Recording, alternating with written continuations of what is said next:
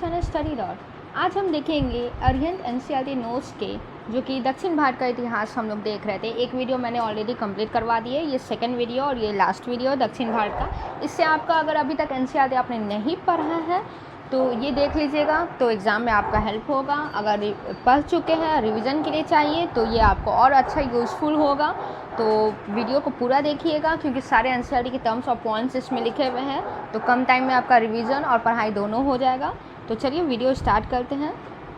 और हाँ, पहले का वीडियो नहीं दिखा हुआ है तो वो प्लेलिस्ट में बना दूँगी, उसमें आप जाके देख सकते हैं और लिंक भी डिस्क्रिप्शन में डाल दूँगी। संगमकालीन सामाजिक स्थिति। तमिल भूमि में ब्राह्मण का दर्शन सबसे पहले संगम युग में हुआ था।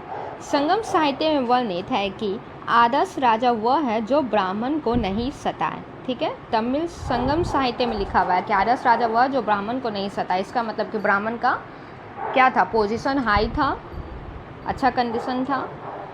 चलिए, राजा करिका ने एक कवि को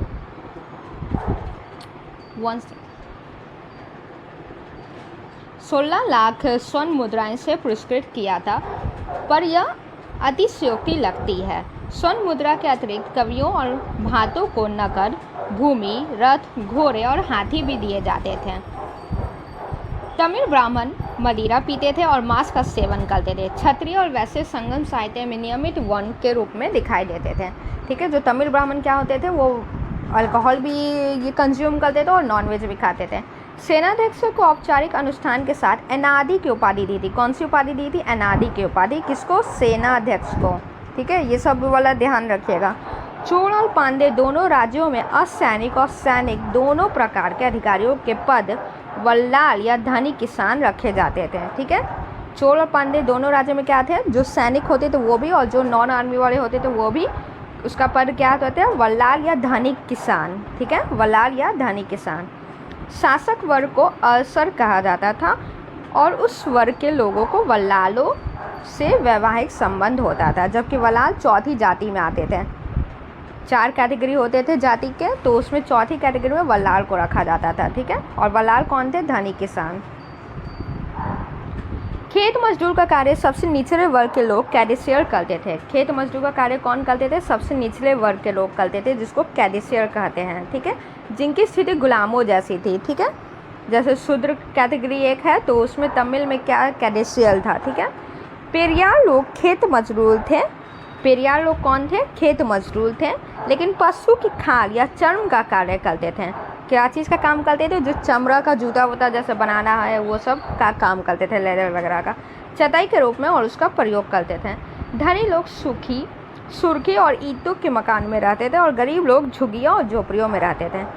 तमिल क्षेत्र में वेदानुयायी ब्राह्मण शास्त्रार्थ कराते थे, परंतु पहाड़ी प्रदेश के लोगों के मुख्य स्थानीय देवता मुरुगन थे। ठीक है, पहाड़ी प्रदेशों के लोगों के स्थानीय देवता कौन थे? मुरुगन थे। ठीक है, मुरुगन आरंभिक मध्यकाल में सुब्रमण्यम कहलाने लगे। मुरुगन। तमिल भाषा एवं संगम साहित्य। संगम तमिल कवियों का संघ या सम्मेलन था, संभवतः किसी सामंत या राजा के आश्रय से आयोजित किया जाता था। ठीक है, ये संगम जो आपका ये आयोजित किया जाता था, ये सम्मेलन राजा के अंदर ही ये आयोजित किया जाता था। ईसा की 8वीं सदी में लिखी गई संगम की तमिल टीकाओं में कहा गया है कि 3 संगम 9990 वर्ष तक चलते रहे। उनमें 8598 कवि जूते और 197 पांडे राजे उनके संयोजक थे। मदुरै में संगम सम्मेलन राष्ट्र में आयोजित होते थे। इन सम्मेलन में रचित संगम साहित्य जो उपलब्ध है, उसे लगभग 300 ईस्वी और 600 ईस्वी के मध्य संकलित किया गया। संगम को सामान्यतः 2 समूह में बांटा जाता है, जो कि होती है, एक है आख्यात्मक और दूसरा है उपदेशात्मक। मतलब एक में व्याख्या वगैरह किया गया, दूसरा में उपदेश दिया गया। आख्यात्मक ग्रंथ मेल कन्नुकु अर्थात 18 मुख्य ग्रंथ कहलाते हैं। इनमें 18 मुख्य ग्रंथ हैं, 8 पद्य संकलन और 10 ग्राम्य गीत। उपदेशात्मक ग्रंथ कलिकन्नुकुक अर्थात 18 लघु ग्रंथ कहलाते हैं। ठीक है, उपदेश में क्या है? 18 लघु ग्रंथ है, जिसको क्या कहते हैं? कील कनक्कू। ठीक है, नाम थोड़ा अजीब है, ऑफकोर्स साउथ का है तो, लेकिन थोड़ा ध्यान रखना। आख्यात्मक ग्रंथ मेल कनक्कु कहलाते थे। ठीक है, मेल कनक्कु आख्यात्मक ग्रंथ जिसमें मुख्य ग्रंथ थे। ये 18 मुख्य ग्रंथ है। म से मुख्य ग्रंथ, म से मेल कनक्कु ऑप्शन में आएगा तो ध्यान रखिएगा। उपदेशात्मक ग्रंथ कील कनक्कु कहलाते हैं जो कि लघु होते थे। कील जो काती वगैरह होता है वो छुदाई होता है तो लघु होते हैं। ठीक है, आख्यानात्मक ग्रंथों की वीर गाथा काव्य कहते हैं जिनमें वीर पुरुषों की कीर्ति गाई गई है और पशु हरणों को बार बार उल्लेख किया गया है। संगम साहित्य में लोहे की वस्तु जैसे कीलक, फन्नी, संपात, सेल्त, बानाग्र, लंबी तलवार, खुती, सुलाग्र, हस्तपेत आदि का प्रतिरूप मिलता है। संगम साहित्य में वर्णित सामाजिक विकास की आरंभिक अवस्था आरंभिक महापाषाण अवस्था से संबंधित है। संगम ग्रंथों के अतिरिक्त एक और ग्रंथ है जो कि है तोलकपियम। तोलकपियम यह तमिल व्याकरण ग्रंथ है। ठीक है, आपसे पूछिएगा तमिल व्याकरण ग्रंथ कौन है तो तोलकपियम, जिसकी रचना तोलकपियल ने की है। देखिए इस नाम ये जो बुक का नाम है वो ऑथर के नाम से ही मिलता जुलता है। एक और महत्वपूर्ण तमिल ग्रंथ है तिरुकुरल जिसमें दार्शनिक विचार और सूक्तियाँ हैं।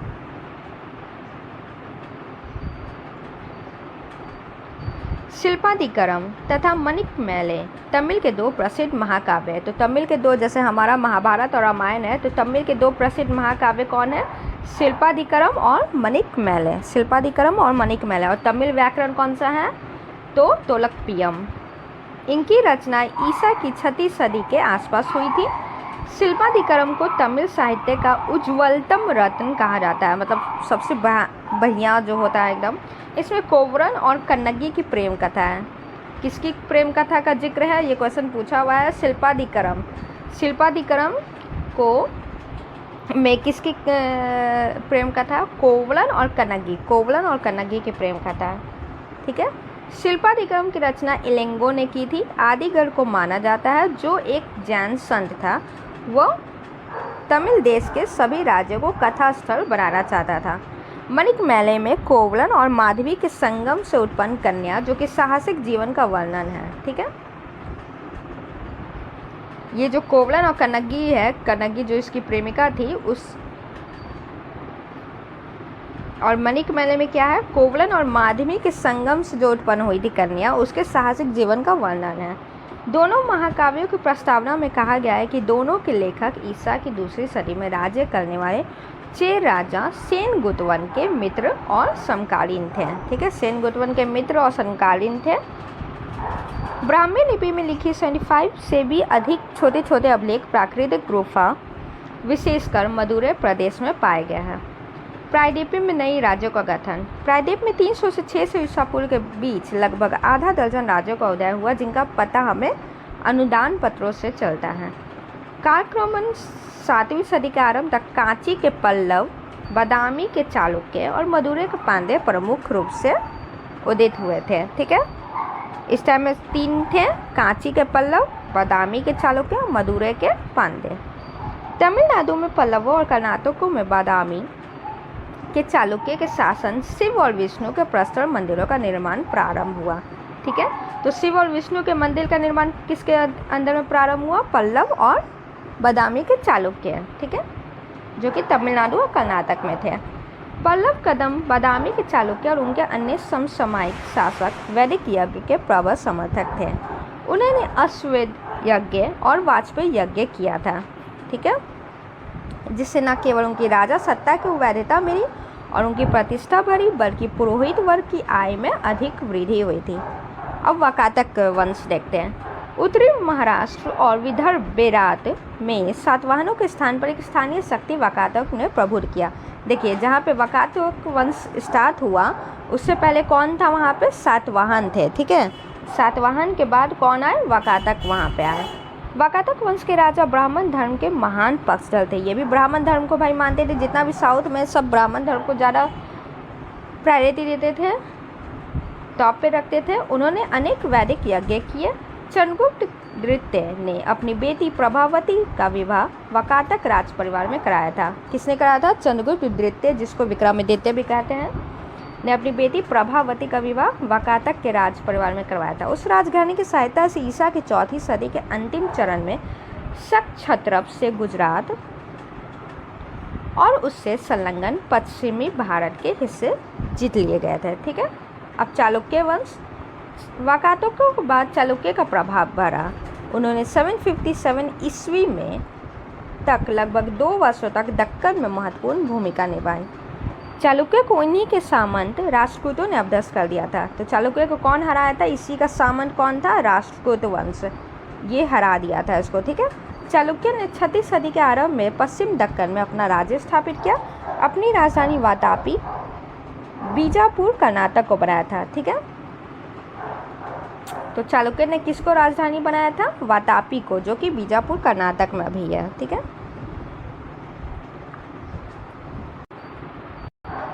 प्रायद्वीप इक्ष्वाकु वंश।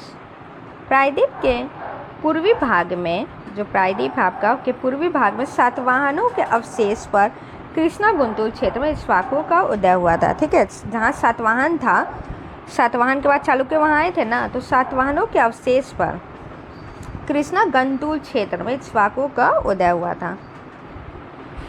इक्ष्वाकुओं ने कृष्णा गंतुल क्षेत्र में द्वितीय भूमि अनुदान की प्रथा चलाई थी। किसकी प्रथा चलाई थी? द्वितीय भूमि अनुदान की। इन्होंने अपने वंश का नामकरण इक्ष्वाकु किया। इक्ष्वाकुओं को अपदस्थ कर उनकी जगह पर पल्लव आए थे। ठीक है, तो अब इक्ष्वाकु को कौन हराया? पल्लव हराया। पल्लव शब्द का अर्थ होता है लता। यह शब्द तोंडई का रूपांतरण है। पल्लव शब्द का क्या अर्थ होता है? लता।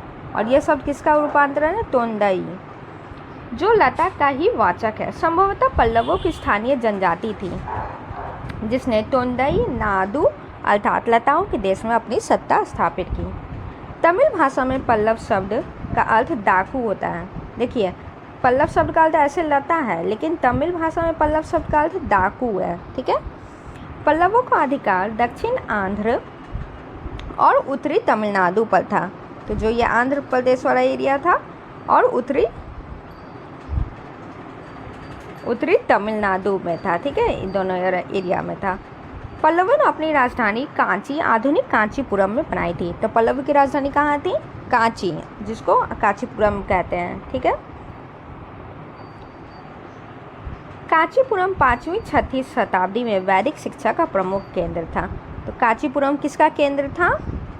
शिक्षा का, वैदिक शिक्षा का। कांचीपुरम वैदिक शिक्षा का प्रमुख केंद्र था। यहाँ पर अनेक महत्वपूर्ण मंदिर भी बनाए गए। कदम। पल्लव वंशियों का आरंभ में कदम्बों से संघर्ष हुआ था। जब पल्लव स्टार्टिंग में आए तो किससे संघर्ष हुआ उनका? कदम से। कदम राज्य की स्थापना मयूर शर्मन ने की थी। कदम की स्थापना किस राजा ने की थी? मयूर शर्मन। मयूर शर्मन ने 18 अश्वमेध यज्ञ करवाए थे और ब्राह्मणों को असंख्य गांव दान में दिए थे। ठीक है, मयूर शर्मा ने 18 अश्वमेध यज्ञ करवाए थे और ब्राह्मणों को असंख्य गांव दान में दिए थे। कदम्बों ने 4वीं शताब्दी ईस्वी में उत्तरी कर्नाटक तथा कोंकण में अपनी सत्ता स्थापित की थी। कदम्बों ने 4वीं शताब्दी में उत्तरी कर्नाटक तथा कोंकण में अपनी सत्ता स्थापित की। कदम्बों ने अपनी राजधानी कर्नाटक के उत्तरी केंद्रा जिले में वैजंतिया बनवासी में बनवाई थी। गंग वंश। पल्लवों के दूसरे महत्वपूर्ण समसामयिक गंग थे। इन्होंने 4वीं सदी के आसपास दक्षिण कर्नाटक में अपना शासन स्थापित किया। तो गंग वंश का कहाँ ये था आपका शासन था? दक्षिण कर्नाटक में। और ये किसके समकालीन थे? तो ये पल्लवों के थे। ठीक है, गंगों का राज्य पूर्व में पल्लवों के राज्य और पश्चिम में कदम के राज्यों के मध्य था। इन्हें पश्चिम गंग या मैसूर गंग भी कहते थे। क्या कहते थे? पश्चिम गंग या मैसूर गंग, क्योंकि पूर्वी गंग राजवंश इससे पृथक है, जिसने 5वीं शताब्दी से कलिंग उड़ीसा पर शासन किया था। ठीक है, पूर्वी गंग वंश इससे अलग था। वो पूर्वी गंग वंश कहाँ शासन किया था? उड़ीसा कलिंग पर। ठीक है, पश्चिम गंग पल्लवों के सामंत थे। इनके पहले ही राजधानी कोलार में थी।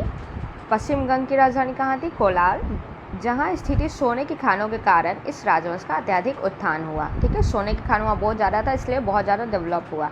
पश्चिम गंग राजाओं ने भूमि अनुदान अधिकतर जैनों को दिया था।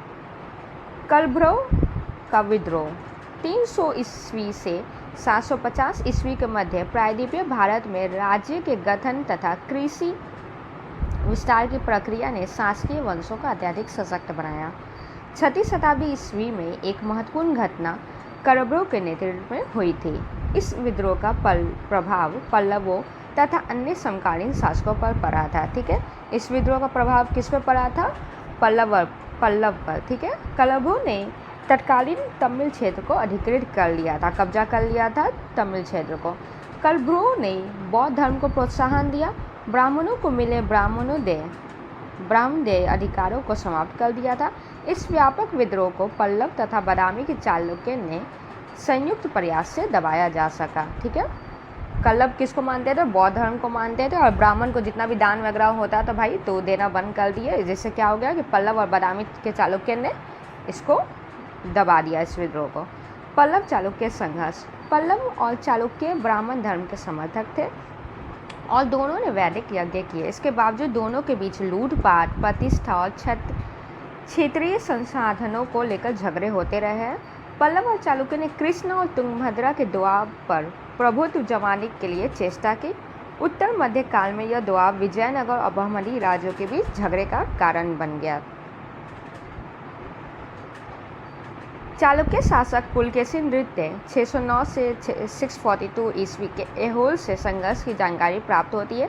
ऐहोल अभिलेख में पुलकेशिन द्वितीय के दरबारी कवि रवि कीर्ति द्वारा रचित है, प्रशस्ति उत्कीर्ण है। ठीक है, ऐहोल अभिलेख में पुलकेशिन द्वितीय के दरबारी कवि कौन थे? रवि कीर्ति, उनका ये प्रशस्ति उत्कीर्ण है, उसमें लिखा हुआ है।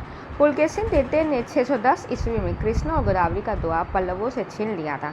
यहाँ पर मुख्य राजवंश की एक शाखा स्थापित की गई, जो बेंगी के पूर्वी चालुक्य का राजवंश कहलाने लगा। पल्लवों के राज पर पुलकेशिन का दूसरा हमला विफल रहा और पल्लवों का राजा नरसिम ने चालुक्य राजधानी वातापा पर लगभग 642 में कब्जा कर लिया था। उस समय पल्लवों से युद्ध करते हुए पुलकेशिन द्वितीय शायद मारा गया। नरसिंह वर्मन ने वातापी कोंद, नरसिंह वर्मन ने किसकी उपाधि धारण की थी? वातापी कोंद अर्थात वातापी विजेता की उपाधि धारण की। चालुक्य शासक विक्रमादित्य द्वितीय ने कांची पर 3 बार विजय प्राप्त की। इसने 740 ईस्वी में पल्लवों को पूर्ण रूप से पराजित कर दिया। 757 में दंती दुर्ग नामक पल्लव सामंत ने राष्ट्रकूट वन की स्थापना की थी। तो ये पल्लव का मामल्लपुरम की स्थापना नरसिंह वर्मन ने की थी। यह नगर एक प्रसिद्ध बंदरगाह तथा तट मंदिर था, जिसको सोल टेम्पल के कारण भी अत्यधिक प्रसिद्ध हुआ। ठीक है, तट मंदिर को सोल टेम्पल कहते हैं। पल्लव राजाओं ने अपनी राजधानी कांची में कई मंदिरों का निर्माण किया। 8वीं सदी में बना कैलाशनाथ मंदिर इसका अच्छा उदाहरण है। तो कैलाशनाथ मंदिर कौन बनाया? कांची में पल्लव राजाओं ने। बादामी के चालुक्य शासकों ने भी 610 ईस्वी में उसके बाद ऐहोल में अनेक मंदिर बनवाए। ऐहोल में मंदिरों की संख्या 70 थी। पडक्कडल में 7वीं 8वीं सदी में बने 10 मंदिर हैं। इनमें सबसे अधिक प्रसिद्ध है पापनाथ मंदिर, विरूपाक्ष मंदिर, जो कि आप जानते होंगे। पापनाथ मंदिर की ऊंचाई 30 मीटर है और उसका बुर्ज उत्तर भारतीय शैली से बना है। विरूपाक्ष मंदिर पूर्णतः दक्षिण भारतीय शैली से बना और इसका शिखर बहुत ऊंचा तथा आयताकार है। इस मंदिर में की दीवार रामायण के दृश्यों वाली सुंदर मूर्तियों से सजी है। तो विरूपाक्ष मंदिर में आपको रामायण का सारा कथा मिल जाएगा देखने को। किसान ग्रामीण विकास सामाजिक ढांचा। कृषक समुदाय पर पड़े कर भार का स्वरूप पल्लव राजा और वाकाटक राजाओं में एक जैसा था। उपज के एक हिस्से के रूप में लिए जाने वाले भूमि कर के अतिरिक्त राजा अन्न और स्वर्ण के रूप में नजराना ले सकता था तथा गुड़, मदिरा जैसी वस्तु निकालने के लिए तार आदि पेड़ों से रस निकलवा सकता था। राजा को विष्टि अर्थात बिगाड़ निःशुल्क कार्य लेने का अधिकार था। ठीक है, मतलब राजा को यह अधिकार था कि भाई तुमको बिना पैसा दिए हुए तुमसे बिगाड़ी हम करवा सकें। जनजातीय क्षेत्रों में ब्राह्मणों को भूमि दी गई और जनजातीय किसानों ने पशुपालन को उपयोगिता और खेती के उन्नत तरीके उन ब्राह्मणों से सीखे। दक्षिण भारत में 3 प्रकार के गांव स्थापित हुए थे। कौन कौन? इन गांवों को उर, सभा तथा नगरम कहा जाता था। ठीक है, उर सर्वाधिक प्रचलित गांव था जहां किसान की बस्तियां होती थी। किसान जहां रहते थे उसको क्या कहते थे? उर। ठीक है, किसान इन गांवों की ज़मीन पर सामुदायिक अधिकार के साथ निवास करते थे, यानी मतलब पब्लिकली था। ठीक है, ऐसे गांवों के ग्राम प्रधान द्वारा कर वसूल कर शासक को सौंपा जाता था। सभा ब्राह्मणों का गांव था। तो ब्राह्मण लोग जहाँ रहते थे उसको क्या कहते थे? सभा। किसान लोग जहाँ रहते थे उसको उस गांव को क्या कहते थे? उर। ठीक है, तो सभा ब्राह्मणों का गांव था जो ब्रह्मदेव के रूप में शासकों द्वारा प्रदान किया जाता था। इन गांवों को अग्रहार कहा जाता था। जो ब्राह्मणों का गांव था उसको क्या कहा जाता था? अग्रहार। अग्रहार गांव में भूमि पर उस ब्राह्मणों का अधिकार होता था जिसे वे ब्रह्मदेव के रूप में प्राप्त होता था। नगरम कोटि का गांव वह होता था जहां व्यापारियों और वणिकों का मिला जुला वास होता था और उन्हीं का दबदबा रहता था। चालुक्य क्षेत्रों में गांवों की कार्य व्यवस्था गांव के श्रेष्ठ जन करते थे जो कि महाजन कराते थे। ठीक है, चालुक्य क्षेत्र में जो कार्य व्यवस्था गांव का करते थे उसको क्या कहते थे? महाजन। समाज पर राजाओं और पुरोहित का दबदबा था। राजा लोग ब्राह्मण या क्षत्रिय होने का दावा करते थे। 300 से 750 ईस्वी की अवधि में पुरोहितों ने भूमि दान पर बल पर अपना प्रभाव और प्रभुत्व जमाया। यदि किसान या शिल्पी लोग उत्पादन क्रम में सेवा कर्म या दायित्व चुकाने में चूकते थे तो इसे धर्म अर्थात परंपरागत सामान्य नियम से विचलन माना जाता था। ऐसी स्थिति को कलयुग कहा जाता था। ठीक है, वकातक, पल्लव, कदम, पश्चिम गंग राजाओं ने धर्म महाराज की उपाधि धारण की थी। कौन कौन धर्म महाराज की उपाधि धारण किया था? वकातक, पल्लव, कदम और पश्चिम गंग। सिंहवर्मन पल्लव शासक ने विषय में कहा गया है कि कलयुग के दुर्गुणों से ग्रस्त धर्म का उन्होंने उद्धार किया था। चोल साम्राज्य का उदय। 9वीं सदी में दक्षिण भारतीय प्रायद्वीप में चोल वंश का पुनः उत्थान हुआ। चोल साम्राज्य की स्थापना विजयालय ने की थी। ठीक है, जो आरंभ में पल्लवों का सामंत था। 850 ईस्वी में उसने तंजौर पर अधिकार कर लिया। 9वीं सदी के अंत तक चोल कांची के पल्लवों को पराजित कर चुके थे और पांडवों की शक्ति को हरण कर चुके थे। मतलब 9वीं सदी तक वो कांची के पल्लव को भी हटा दिया और पांड्य को भी हरा दिया। सबसे समृद्ध चोल शासक राजराज प्रथम था और उसका पुत्र राजेंद्र प्रथम था।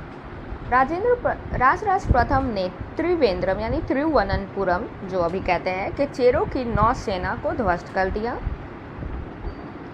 ठीक है, तो चेरों को हरा दिया कौन? राजराज प्रथम।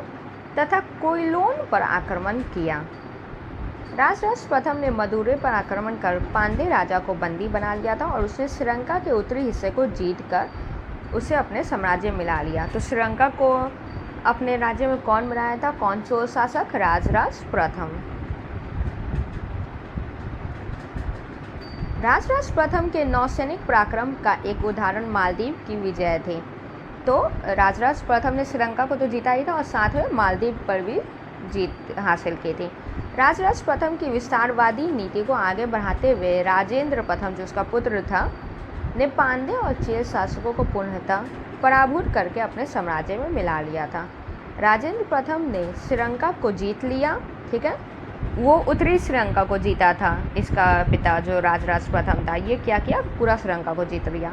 श्रीलंका अगले 50 वर्ष तक चोल शासकों के नियंत्रण से मुक्त नहीं हो पाया। राजराज प्रथम ने 1010 ईस्वी में तंजौर में राजेश्वर मंदिर का निर्माण करवाया था। ठीक है, तंजौर में राजेंद्र प्रथम के शासनकाल का एक अत्यंत उल्लेखनीय सैनिक अभियान कलिंग के रास्ते बंगाल पर किया गया आक्रमण था। तो राजेंद्र प्रथम क्या किया था कि सैनिक अभियान किया था। कैसे? जो उड़ीसा कलिंग वाला रास्ता है वहाँ से बंगाल पर आक्रमण किया था। चोल सेना ने बंगाल को पार करके 2 स्थानीय राजाओं को पराजित किया था। 1022 ईस्वी में एक चोल सेनापति था विक्रम चोल। इसके नेतृत्व में क्या हुआ था? इस अभियान में उसी मार्ग का अनुसरण किया गया जिससे होकर महान विजेता समुद्रगुप्त ने दक्षिण भारत पर आक्रमण किया। ठीक है, समुद्रगुप्त ने दक्षिण भारत पर आक्रमण किया था।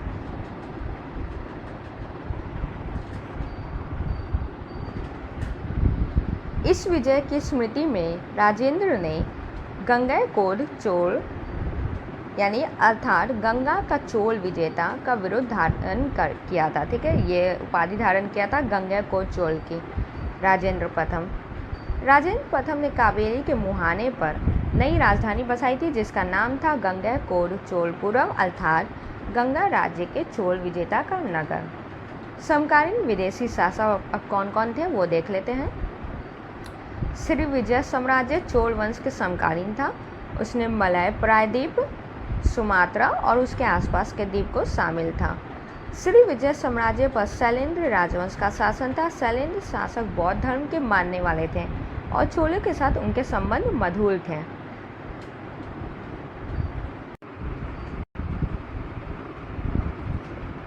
शैलेंद्र शासक ने नागपट्टनम में एक बौद्ध विहार भी बनाया था। उसके अनुरोध पर राजेंद्र ने बिहार का खर्च चलाने के लिए एक गांव दान दिया था। जो राज्य का 70 व्यापारियों वाला एक दूत मंडल था जो कि 1077 ईस्वी में चीन पहुंचा था। ठीक है, जो राज्य का क्या था, 70 व्यापारी का एक दूत मंडल था जो 1077 ईस्वी में चीन पहुंचा था। और एक चीनी में विवरण के अनुसार उस नजराने के रूप में भेजे गए कांच के बर्तन, कपूर, कम्बाक, कमखाब, गेंदे के सींग, हाथी के दांत आदि के बदले में तांबे के सिक्के की 81,800 मालाएं प्राप्त हुई थी। चोलों ने श्रीलंका के शासकों की प्राचीन राजधानी अनुराधापुर को बर्बाद कर दिया था और उनके राजा रानी के साथ दुर्व्यवहार किया था। चोल प्रशासन में राजा शासक सबसे महत्वपूर्ण व्यक्ति होता था। सारी सत्ता उसके हाथों में केंद्रित रहती थी। राजा को सलाह देने के लिए मंत्रियों की एक परिषद भी होती थी। चोल के पास एक विशाल सेना थी जिसमें हस्ती सेना, अश्वरोही और पैदल सेना शामिल थी। ये तीनों शाखाएं सेना के 3 अंग मानी जाती थी। वेनिस यात्री था मार्को पोलो ने 13वीं सदी में केरल की यात्रा की थी। उसका कहना था कि जब राजा मरता था तो उसके सभी अंगरक्षक सैनिक उसके साथ ही चिता में जल मलते थे, जैसे सती प्रथा होता था उसी टाइप का। चोल साम्राज्य मंडलों या प्रांतों में विभाजित था और मंत्रम वला नदुओं और नादुओं में बटे हुए थे। चोल साम्राज्य में 8 मंडल होते थे। 8 मंडल का प्रधान शासक द्वारा नियुक्त किया जाता था। चोलों ने सिंचाई की ओर ध्यान दिया। कावेरी तथा अन्य नदियों का उपयोग इस प्रयोजन के लिए किया जाता था। चोलकालीन अभिलेखों में 2 सभाओं का उल्लेख मिलता है। इनमें से एक था उर, दूसरी सभा थी महासभा। उर गांव की आम सभा थी। ठीक है, उर क्या थे, गांव की आम सभा थी, लेकिन महासभा के कार्यकलाप के संबंध में अधिक जानकारी मिलती है। महासभा अग्रहार कहे जाने वाले ब्राह्मणों गांव के वयस्क सदस्यों को दी जाने वाली थी। अग्रहारों में ब्राह्मण लोग निवास करते थे और वहां की अधिकांश भूमि लगान मुक्त होती थी। चोल प्रशासनिक तंत्र में स्थानीय स्वशासन महत्वपूर्ण था। ग्राम स्वशासन की पूर्ण इकाई थी। प्रांतक प्रथम के उत्तर में मेरूर अभिलेख था। में ग्रामीण स्वशासन की चर्चा की है। कौन सा अभिलेख? मेरूर अभिलेख में प्रांतक प्रथम का था मेरूर अभिलेख। उसमें ग्रामीण चोल शासन का, ग्रामीण स्वशासन का उल्लेख किया गया। ग्रामीण स्तर पर स्वशासन के संचालन के लिए समितियों का गठन किया जाता था। प्रत्येक समिति में 30 सदस्य का चयन ग्रामीण जनसंख्या से होता था। ग्रामीण समिति को वरीयम कहा जाता था। ग्रामीण समिति को क्या कहा जाता था? वरीयम। अनेक महत्वपूर्ण समितियां थी। एनावरियम सिंचाई समिति, पोन्द्रावरियम स्वर्ण समिति और तोतावरियम उपवन समिति इत्यादि गठित की गई थी। चोल प्रशासन में तालाब समिति एक महत्वपूर्ण समिति थी। वह खेतों को पानी वितरित करने की काम की देखरेख करती थी। महत्वपूर्ण तथ्य कौन कौन सा है देख लेते हैं। वेलन दगाई गैर ब्राह्मण किसान स्वामी की भूमि को कहते थे ब्राह्मोदय। ब्राह्मणों को उपहार में दी गई भूमि। ये सब बहुत टर्म्स पूछे जाते हैं, ध्यान रखिएगा। शाला भोग यानी किसी विद्यालय के रख रखाव के लिए भूमि, शाला पाठशाला से ही पता चलता है। देवदान तिरुमंदनकनी मंदिर को उपहार में दी गई भूमि, देव भगवान, ठीक है। और पल्ली चंदम जैन संस्थानों को दान में दी गई भूमि। चोल काल में सांस्कृतिक जीवन। चोल शासन काल में दक्षिण भारत का मंदिर स्थापत्य चरमोत्कर्ष पर था। इस काल में स्थापत्य की जो शैली उत्पत्ति हुई उसे क्या कहते थे? द्रविड़ शैली। द्रविड़ शैली की मुख्य विशेषता थी गर्भगृह के ऊपर कई मंजिलों का निर्माण। मंजिल 5 से 7 तक होती थी। वह एक विशेष शैली में बनी हुई थी जिसे कहते थे विमान शैली। ठीक है, किसको क्या कहते थे? विमान शैली कहते थे। एक के बाद एक ऐसे ऐसे होती थी, ठीक है, तो इसको क्या कहते थे? विमान शैली। मंदिर के मुख्य भवन के सामान्यतः स्तंभ पर बना हुआ एक विशाल कक्ष होता था जिसकी छत क्या होती थी? सपाट होती थी। स्तंभों को खूब अलंकृत किया जाता था। इस कक्ष का मंडप कहते थे। मंदिर के चारों ओर एक विशाल परिक्रमा पथ होता था। ठीक है, जैसे ये मंदिर है तो ये मंदिर के चारों ओर घूमने के लिए, परिक्रमा करने के लिए होता था, जो ऊंची चार दीवारी से घिरा रहता था। चार दीवारियों में जगह जगह ऊंचे सिंह द्वार बने होते थे, जिसे कहते थे गोपुरम। ठीक है। द्रविड़ शैली के मंदिरों का आरंभिक उदाहरण कांचीपुरम का कैलाशनाथ मंदिर है। द्रविड़ शैली का सर्वोत्कृष्ट उदाहरण राजराज प्रथम तथा तंजौर में बनाया गया बृहदेश्वर मंदिर है। दक्षिण भारत में मूर्ति निर्माण कला को भी अत्यधिक प्रोत्साहन मिला था। श्रवण बेलगोला में गोमतेश्वर की मूर्ति का विशाल प्रतिमा इसका उदाहरण है। गोमतेश्वर बाहुबली की प्रतिमा का निर्माण 981 ईस्वी में पश्चिम गंग शासक के मंत्री चामुंडराय ने 57 फीट ऊंची प्रतिमा का निर्माण कराया था। चोल द्वारा निर्मित नटराज मूर्ति कला का अद्भुत स्वरूप प्रस्तुत करती है। नटराज शिव की मूर्ति में 4 भुजाएं होती थी। चोल सांस्कृतिक जीवन पर शासकों के आधारित चेतना का प्रभाव अत्यधिक था। अधिकांश चोल शासक शैव मतलब शैव धर्म मानते थे, जिसका प्रभाव मंदिर तथा मूर्ति निर्माण में भी दिखता था। और ये आपका दक्षिण भारत का इतिहास पूरा खत्म हो गया, जिसमें संगम काल, अधिकार, चोल, चेर, पांड्य सब खत्म हो गया NCERT के अकॉर्डिंग। ठीक है। तो नेक्स्ट वीडियो में मिलते हैं। वीडियो पसंद आए तो लाइक शेयर सब्सक्राइब जरूर करिएगा। Thank you.